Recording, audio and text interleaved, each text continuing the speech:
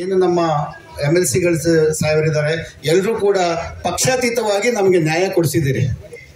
ಈಗ ಆ ಪಕ್ಷಾತೀತವಾಗಿ ನ್ಯಾಯ ಕೊಡಿಸಿದಂಥ ಸಿಬ್ಬಂದಿಗಳು ಇಡೀ ರಾಜ್ಯದಲ್ಲಿ, ಇಡೀ ದೇಶದಲ್ಲಿ ಹೆಮ್ಮೆ ಪಟ್ಟುಕೊಳ್ಳುವಂಥ ಶಿಕ್ಷಣ ಇವತ್ತು ಯಾವ್ದಾದ್ರು ಕೊಡ್ತಾ ಇದೆ ಅಂದರೆ ಮೊರಾರ್ಜಿ ದೇಸಾಯಿ ವಸತಿ ಶಾಲೆಯ ಸಿಬ್ಬಂದಿಗಳು.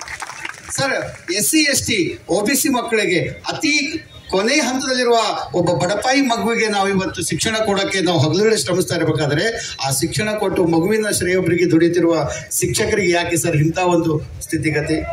ಮಾನ್ಯ ಮುಖ್ಯಮಂತ್ರಿಗಳು ನಾನು ತೆರೆದ ಶಾಲೆಗಳು ಇವೆಲ್ಲ ನಾನು ಮಾಡಿದ್ದು ಅಂತ ಹೆಮ್ಮೆ ಪಟ್ಕೊಂಡು ಹೇಳ್ತಾರೆ. ಆದರೆ ಆ ಹೆಮ್ಮೆ ಪಟ್ಕೊಳ್ಳುವಂಥ ಮಾನ್ಯ ಮುಖ್ಯಮಂತ್ರಿಗಳು ಈ ಶಿಕ್ಷಕರಿಗೆ ಒಂದು ಭವಿಷ್ಯ ಕೊಡೋಕೆ ಯಾಕೆ ಹಿಂದೇಟಾಗ್ತಾ ಇದ್ದಾರೆ?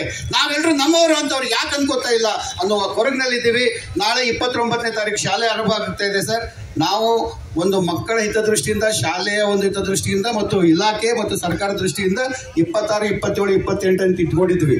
ಸರ್ಕಾರದ ಬಗ್ಗೆನೂ ಮತ್ತೆ ನಮ್ಮ ಸಂಸ್ಥೆ ಬಗ್ಗೆ ಗೌರವವಾಗಿ ಒಂದು ವೇಳೆ ನಮ್ಮ ಬೇಡಿಕೆಗೆ ಏನಾದರೂ ಸ್ಪಂದನೆ ಸಿಗದೇ ಇದ್ರೆ ಮುಂಬರುವ 29ನೇ ತಾರೀಕಿಂದ ನಾವು ಶಾಲೆಗಳನ್ನು ಆರಂಭ ಮಾಡೋದಿಲ್ಲ ಸರ್. ನಮ್ಗೆ ಏನಾದರೂ ಆಗಲಿ, ಹಾಗೆ ಸಾಯೋದಕ್ಕಿಂತ ಹೀಗೆ ಸಾಯ್ತೀವಿ ಹೊರತು ಯಾವುದೇ ಕಾರಣಕ್ಕೂ ನಾವು ಶಾಲೆಗಳಿಗೆ ಹೋಗಲ್ಲ. ಹೀಗಾಗಿ ಮಾನ್ಯ ಮುಖ್ಯಮಂತ್ರಿಗಳಿಗೆ ಇವತ್ತು ಹಿರಿಯರಾದಂಥ ಮತ್ತು ನಮ್ಮ ದಲಿತ ನಾಯಕರಾದ ಸನ್ಮಾನ್ಯ ಶ್ರೀ ಚಲವಾದಿ ನಾರಾಯಣ ಸ್ವಾಮಿ ಸರ್ ಅವರು ಮಾತೆತ್ತಿದ್ರೆ ಮುಗಿದೋಯ್ತು, ಸರ್ಕಾರದೇ ಗಡಗಡ ನಡುಗುತ್ತೆ.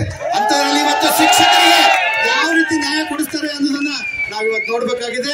ಸದನದಲ್ಲಿ ನಮ್ಮ ಪರವಾಗಿ ಹೋರಾಟ ಮಾಡ್ತಾರೆ ಅನ್ನೋ ವಿಶ್ವಾಸದಲ್ಲಿ ಎಲ್ಲರೂ ಕೂಡ ಮತ್ತೊಮ್ಮೆ ನಾನು ಸ್ವಾಗತವನ್ನು ಕೊಡ್ತಾ ಇದ್ದೀನಿ.